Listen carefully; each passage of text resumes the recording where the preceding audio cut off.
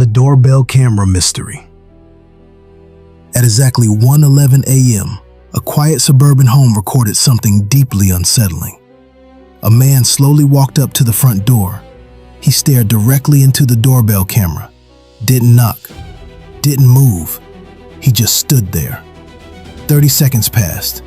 Then he leaned toward the camera and whispered something that would terrify the homeowners the next morning. 3 words: "I know everything." The strange part? Police say the man at the door had already been dead for 3 days. This is the chilling mystery of the doorbell camera visitor. Oak Ridge Lane was the type of street where nothing bad ever happened.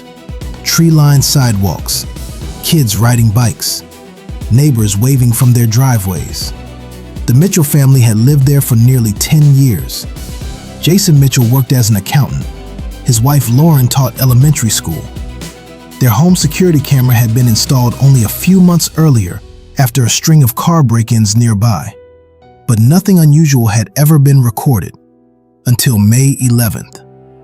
That morning, Lauren woke up and checked the doorbell notifications on her phone. There were 3 alerts from the middle of the night. When she opened the video, she expected to see maybe a stray cat or a delivery driver. Instead, she saw a man standing on her porch. He looked straight into the camera, completely still, watching. The footage was unsettling. The man appeared to be in his late 40s, tall, wearing a dark jacket, but something about him seemed wrong. He wasn't blinking. He barely moved. For nearly 30 seconds, he simply stared at the camera. Then suddenly he leaned forward. His voice was barely audible. "I know what you did." Then he walked away into the darkness. Lauren immediately showed the footage to her husband. Neither of them recognized the man. But what bothered them most was something strange in the video. The man didn't appear to walk up the driveway. It almost looked like he had simply appeared on the porch. Police initially assumed it was a prank, maybe someone who had the wrong house. But when officers reviewed the footage, they noticed something disturbing.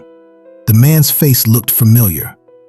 Detectives ran facial recognition through the local database. Within minutes, they had a match.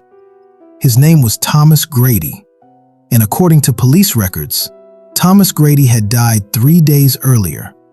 He had been found in his apartment across town after an apparent overdose.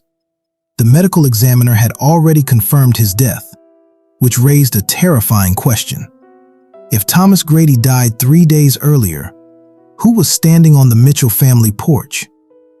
As investigators dug deeper, they uncovered something strange. Thomas Grady had once worked for a financial consulting firm, the same firm where Jason Mitchell had worked 5 years earlier. Detectives questioned Jason. At first, he claimed he barely knew the man, but phone records told a different story. Jason and Thomas had exchanged over 60 phone calls in the months before Thomas died. When investigators pressed harder, Jason finally admitted the truth. Thomas had discovered a financial fraud scheme at the company. Millions of dollars had been moved through hidden accounts. Thomas planned to expose it. Jason claimed he had nothing to do with it. But detectives weren't convinced. Police returned to the Mitchell home to examine the security system more closely. They discovered something shocking. The video timestamp had been altered. The footage wasn't recorded on May 11th. It had actually been captured 4 days earlier, before Thomas Grady died, which meant one thing. Thomas had visited the house before his death, but someone had edited the footage to make it appear later. Investigators believe the altered timestamp may have been an attempt to create confusion about the timeline. But one chilling detail still remains unexplained. Why did Thomas Grady go to the Mitchell house in the middle of the night? And what exactly did he mean when he whispered, "I know everything"? To this day, the case remains unsolved.